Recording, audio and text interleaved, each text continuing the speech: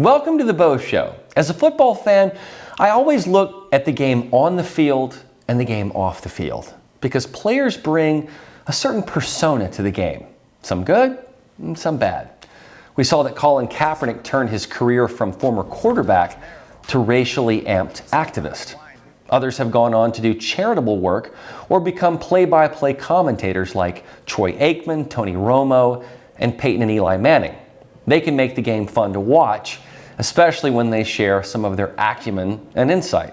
And occasionally, they bring bad PR, such as Henry Ruggs, a rookie wide receiver who killed a 23-year-old in a high-speed, substance-impaired vehicle crash. The Raiders also parted ways with Damon Arnett, who fled the scene of an accident last year and was in a video brandishing weapons, threatening to kill someone. That's 2 first-round draft picks that they have had to cut, who will face criminal charges. The Raiders acknowledged that they knew about some character flaws in these players, but they thought that they could get them on the right track. You also have domestic abusers in the NFL. You may recall the Ray Rice situation where a video showed him beating his fiancée. Browns running back Kareem Hunt still plays in the league, and so does Tampa Bay Bucks receiver Antonio Brown, who just settled with a former trainer who accused him of rape and sexual assault on 3 different occasions. In my opinion, he shouldn't be playing in the NFL. Settling a lawsuit by paying someone off is not a removal of guilt. But the NFL allows it. We see this type of bad behavior often as players ride the highs of their wealthy playboy lifestyles, something Colin Kaepernick still calls a slave plantation, which is out of control absurd. But Aaron Rodgers, the quarterback of the Green Bay Packers, has largely flown under the radar, other than his reigning status as the NFL's most valuable player, at least until he became a rotating guest host contender for Jeopardy after the death of Alex Trebek. And it seemed that Rodgers was both capable and eager to accept that role. As you may know, the NFL set forth a vaccination policy so that they could attempt to maintain the league schedule without infections. This meant that both vaccinated and unvaccinated players would have to test weekly for the vaccinated and daily for the unvaccinated. All NFL players are part of a union, the NFL Players Association, who resisted a vaccine mandate.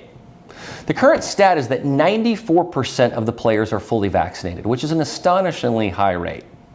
All team personnel have to be vaccinated. Yet there were 14 new player cases last week and 26 personnel cases. Remember that this virus breaks through the vaccines. The team protocols made it very hard for players to resist the vaccine. Tennessee Titans quarterback Ryan Tannehill said in July, quote, "I wouldn't have got the vaccine without the protocols they are enforcing on us." It's a personal decision for everyone. Everyone has to make the best decision for them and their families. That is kind of our mindset in this building, but they are trying to force your hand, unquote.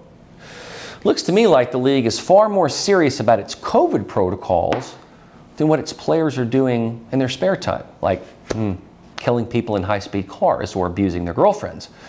I find that very hypocritical. It seems that the league essentially forced this vaccine in order to ensure compliance. If you didn't want the vaccine, you had to travel separately, quarantine, sit far away from other players, basically, do all the things that would make you a bad teammate otherwise. So when Aaron Rodgers, the reigning MVP and star quarterback of the Green Bay Packers, tested positive for COVID and had to go into a protocol and miss a game against the Kansas City Chiefs, it raised a lot of eyebrows. He then went on the Pat MacAfee show to discuss his process and his health at great length, which is pretty rare for a player. And I want to go through that appearance and discuss some of what he said. He goes in great depth into it, and I think that we all can learn something. Not just about an individual's health decisions, but about draconian measures of the league that he's in and whether they have their priorities straight. Let's begin here. First of all, I didn't lie in the initial press conference. During that time, it was a very, witch hunt that was going on across the league, where everybody in the media was so concerned about who was vaccinated and who wasn't, and what that meant, and who was being selfish, and who would talk about it, and what it meant if they said it's a personal decision. They shouldn't have to disclose their own medical information and whatnot. All right, let's stop right here. Aaron is talking about whether or not the media had a right to even ask about his vaccination status, which they really shouldn't. It's not their business to know that, but they asked him anyway. The media was intruding into his personal health choices. Let's continue. And at the time, my plan was to say that I've been immunized. It wasn't some sort of ruse or lie, it was the truth. And I'll get into the whole immunization in a second. But had there been a follow-up to my statement that I've been immunized, I would have responded with this. I would have said, look, I'm not, some sort of anti-vax flat earther. I am somebody who's a critical thinker. You guys know me. I march to the beat of my own drum. I believe strongly in bodily autonomy and the ability to make choices for your body, not to have to acquiesce to some woke culture or crazed, group of individuals who say you have to do something. Health is not a one-size-fits-all for everybody. And for me, it involved a lot of study in the off-season, much like the study I put into hosting Jeopardy or the weekly study I put into playing in the game. I put a lot of time and energy and research and met with a lot of different people in the medical field to get the most information about the vaccines before making a decision. So Rodgers didn't lie. His immunization was his holistic health practice. And since no doofus journalist followed up on their initial prying question, he didn't go into what that regimen was. All they wanted to know was, are you abiding by the plan or are you not? And then Aaron talks about why the vaccines were not for him from a health basis. In actuality, it was pretty easy in the beginning to eliminate two of them. And it didn't involve going into the questionable history of some of their criminal activities and fraud cases or any of that stuff. It was simply the fact that I have an allergy to an ingredient that's in the mRNA vaccines. So on the CDC's own website, it says, should you have an allergy to any of the ingredients, you should not get one of the mRNA vaccines. So those two are out already. I think that it's interesting that he makes a subtle comment about the vaccine manufacturers and potential liabilities, but accurately states that the CDC recommends you do not take the mRNA vaccines if you have an allergy to an ingredient. So at this point, his only option was the J&J vaccine, but we know that that one got pulled for clotting issues. So that wasn't an option for him either. So Rodgers went into a protocol that would protect himself and his teammates. It wasn't a selfish decision. The league knew about it, as did his organization and his teammates. So Rodgers petitioned to make his immunization status as part of their vaccinated category, because being in this special vaccinated category, it's a totally different set of protocols from the unvaxxed.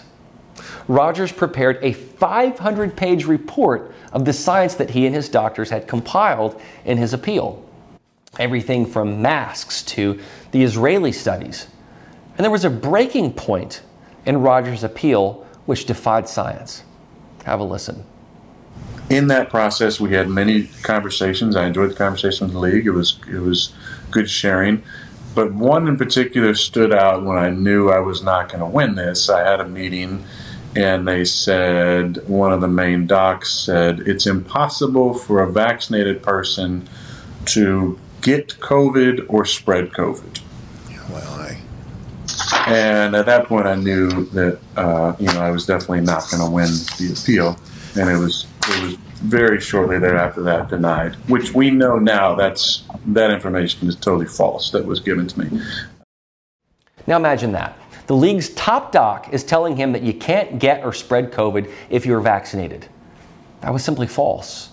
But they used that as their justification to deny his appeal. Aaron Rodgers decided to do what was best for his body and his doctor's advice based on an allergy that he had to an ingredient in the vaccine. And here's another reason that he did it. And the other part to it is that, and I've talked about this on, I think, on the show before, but the next great chapter in my life, I believe, is being a father. And it's something that I care about a lot. And to my knowledge, there's been zero long-term studies around sterility or fertility issues around the vaccines. So that was definitely something that I was worried about. He's right about that. The trials are still ongoing and well into 2023. Rodgers said that the Packers knew what his status was, and so did his teammates. It was not hidden from them. Listen to the protocols that he had to go through and how unscientific that they are. I have to, test early before, starting the season. Vaccinated people test once every 2 weeks, non-vaccinated once a day, which, again, that's not based in science at all. You can have vaccinated people who actually carry and spread the virus, not testing for 2 weeks, and non-vaccinated people are the safest people in the building because we're the ones who are testing every single day and wearing masks the entire time. But instead, we're being made to think that we're the dangerous ones, we're the super spreaders, when in fact we're the most in touch with our body every single day. But these protocols that we've had to go through, I test every single day, 5 a.m. on noon games as well, which I don't understand why 5 a.m., but 5 a.m. in the morning on noon games. You test in the morning, and before you can go in the facility, you got to wait in your car for 30 to 40 minutes until they give you the okay to go in. Vaccinated people test and just go right in. So we had somebody test the other day. Vaccinated person tests, goes in, has breakfast, tests positive. And then, bummer, he just had breakfast with 5 people.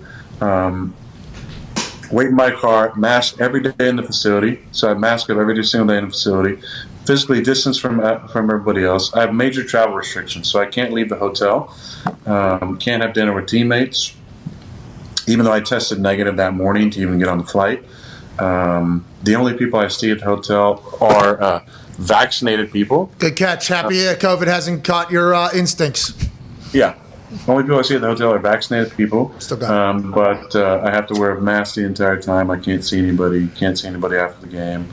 I work out off to the side in the weight room in a mask. Again, there's been any studies about the efficacy of masks for workouts or the higher levels of CO2 inhaled during workouts and how it affects performance and body function. Not allowed to use the sauna or the steam room. I have to wear a yellow wristband at all times, basically shouting to the world, I'm uncleaned and unvaxxed. Can you believe this? I mean, this is their star QB, and this is what they put him through. The greatest threat to a football player is getting hit and tearing an ACL or concussion or breaking a bone. And then you're out for weeks, if not months, or a season, thus hurting your team. Or in the case of 2 Las Vegas Raiders, doing completely stupid things off the field. But getting COVID will just get you sidelined for only 10 days. Listen to how Rodgers calls out the media. I just want to say, that is what the media has been trying to do. They're trying to shame and out and cancel all of us non-vaccinated people, call us selfish. Yeah. I mean, that's the propaganda line, too. Now, you're selfish for making a decision that's in the best interest of your body. For the media out there taking shots at me, like, you don't know my story, now you do. So quit lying about me. And personal health decisions, in my opinion, should be private. And they shouldn't have to be, gone through the ringer and over-scrutinized by, people who are just pushing their own type of propaganda on the people and ideals. You want to have a conversation about it? I'm more than willing to have a conversation about it. But bodily autonomy is a right.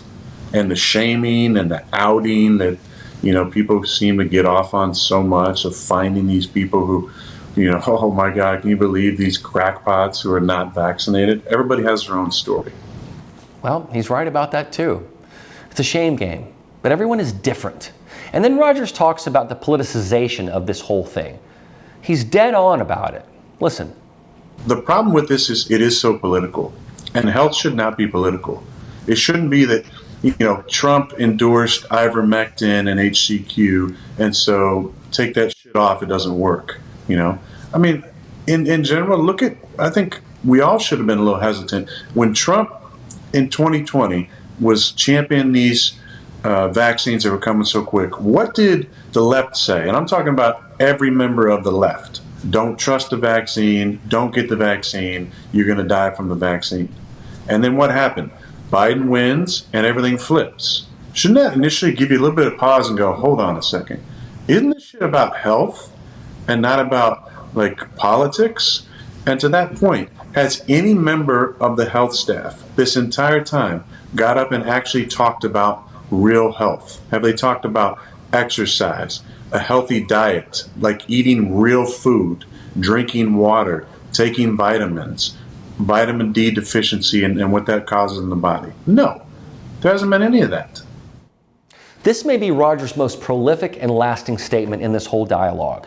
The way that the left flipped when it was Biden pushing the vaccine versus Trump, and that no so-called health expert was talking about the things a person can do to maintain a healthy lifestyle and immune system. Vitamin D is so cheap. You can take it daily.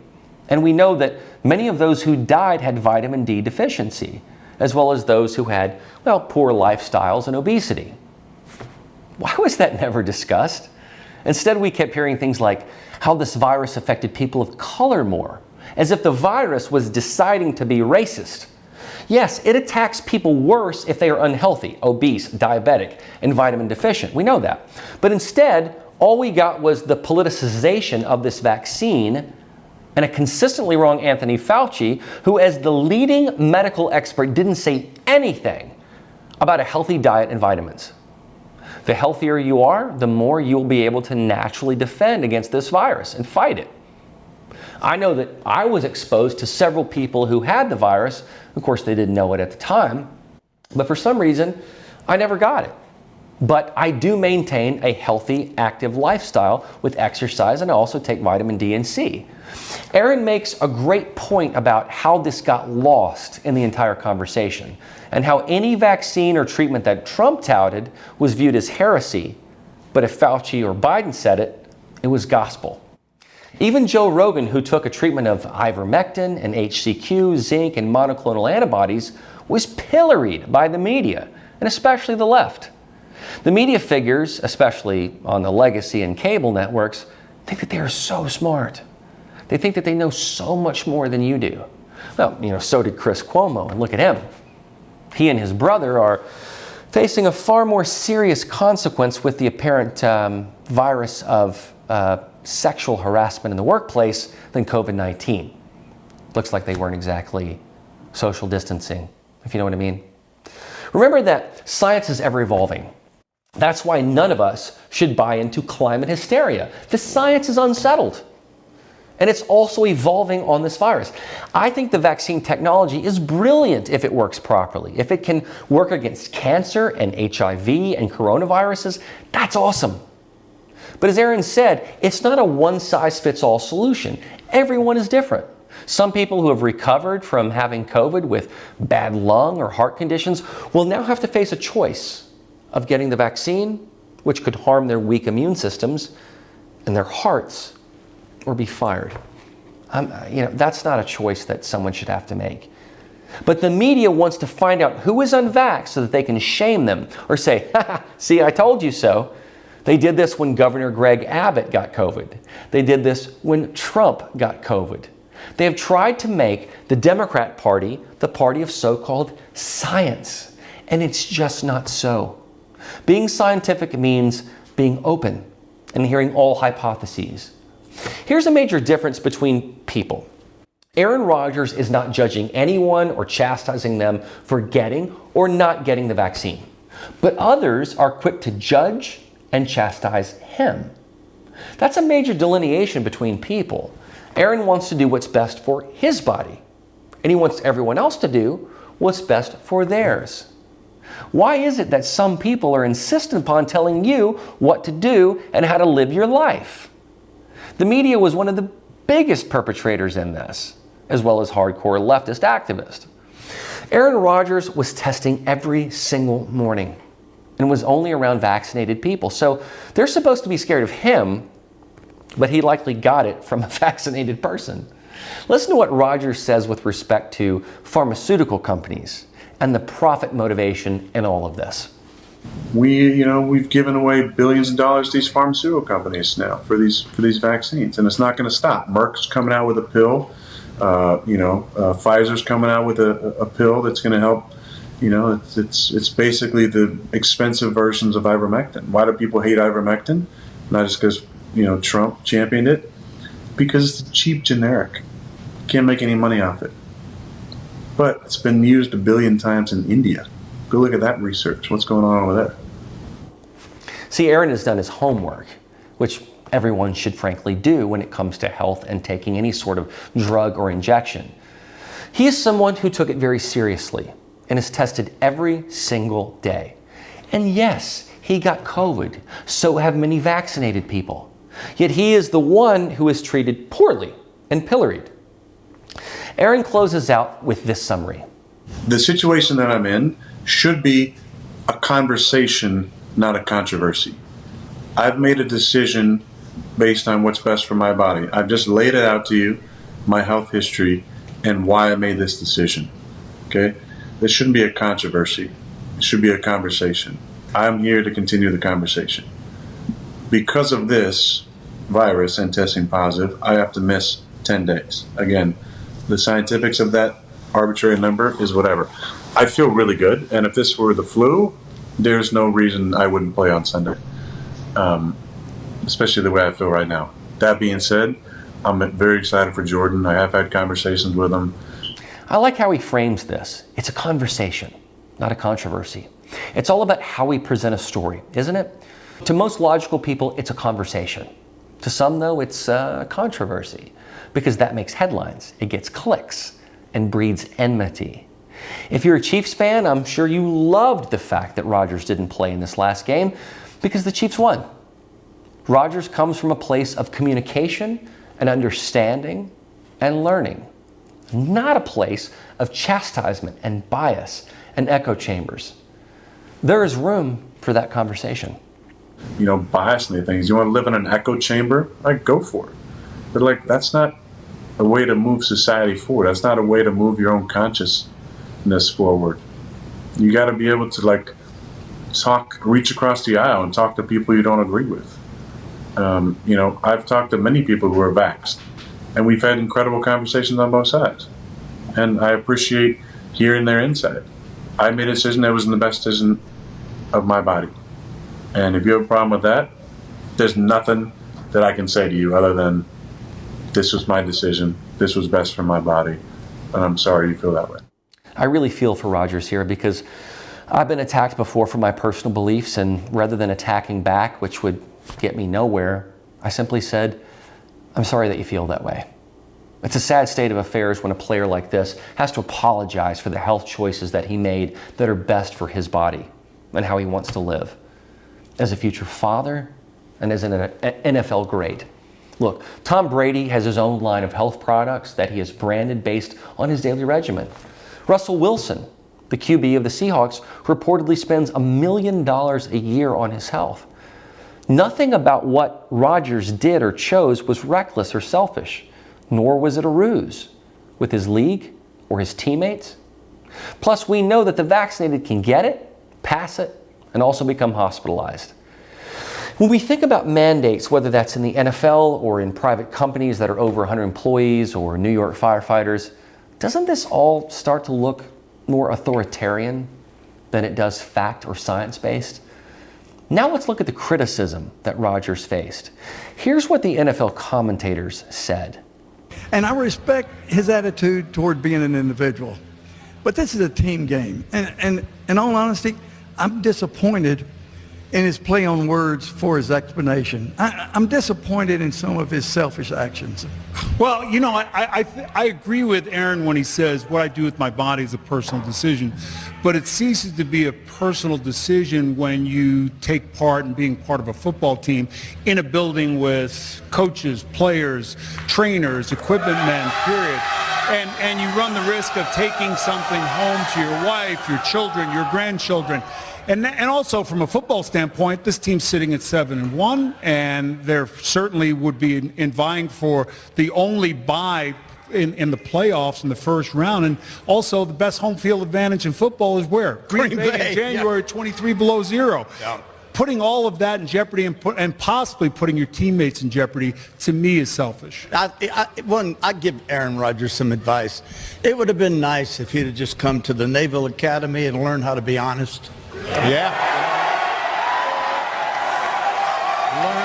Learn not to lie, because that's what you did, Aaron. You lied to everyone. I understand, immunized. What you were doing was taking stuff that would keep you from getting COVID-19. You got COVID-19. Ivermectin is a cattle dewormer. Sorry, folks, that's what it is. We are a divided nation politically. We're a divided nation on the COVID-19, whether or not to take the vaccine. And unfortunately, we've got players that pretty much think only about themselves, and I'm extremely disappointed in the actions of Aaron Rodgers. Well, another thing I would say, probably there are times to quote Martin Luther King, and this was not one of them as well. I don't think that Terry needs to be giving advice on health. He himself isn't the model of perfect health. I don't know when Terry Bradshaw became a health expert or a doctor. I mean, ivermectin is used on humans in certain doses. So as much as Terry wants to be both a veterinarian and a medical doctor, he's neither. And knowing that Bradshaw admitted how divided we are politically, he just screwed his point by making Aaron's health decisions for him. And although Aaron might have misled with the word immunized, it's frankly no one's business other than his families and his teammates in the league. It's not the media's job to ask that. And who posted this tweet of Terry Bradshaw? None other than committed leftist Keith Olbermann. I had to watch this a few times back because if you watch when the Naval Academy cadet crowd goes wild, you would think that they are cheering on the comments by Howie Long and Terry Bradshaw. But one of the fans is holding a Rodgers jersey, and the others were just cheering because the camera was on them. Trainers, equipment men, period. Could that have been you intentional? run the risk of taking something And deceptive? As though the crowd is supporting the commentators dissing Rodgers? And then Michael Strahan decides to take a racial shot by saying when and how a person can quote MLK. King, and this was not one of them as well. I don't know whether they all powwowed before this pre-show to just pile on Rodgers, but they couldn't have been more wrong. They think that they should be making health choices for him. It wasn't the selfish decision that they are making it out to be. Honestly, if I had been Aaron Rodgers, when that reporter asked if I was vaccinated, I would have replied, "It's none of your damn business." Next question. They have taken apart this man's life and they've chastised him. Yet where's the discussion about Henry Ruggs III, who killed a girl with his car? Why are they not talking about that behavior? Or perhaps Damon Arnett, brandishing weapons in a video, threatening to kill someone. And there's another assault charge now on Dalvin Cook, a Vikings player. But all Terry Bradshaw wants to do is blast Aaron Rodgers for taking what he views is only cattle dewormer. It's amazing that on a panel like that not one person could see Aaron's side and say, guys, it was his choice. He followed protocol. His teammates knew. And viruses break through vaccines. Give the guy a break. This is what makes sports, especially the pro leagues, not fun to watch. They put themselves in the narrative. And that's unfortunate. They don't really want true independent voices. They want you to toe the party line. Deliver the narrative. Aaron Rodgers is just a proxy for all the debates that we are having right now. But he's really right about one thing. It's a conversation, not a controversy. I'm Beau, and that's the show.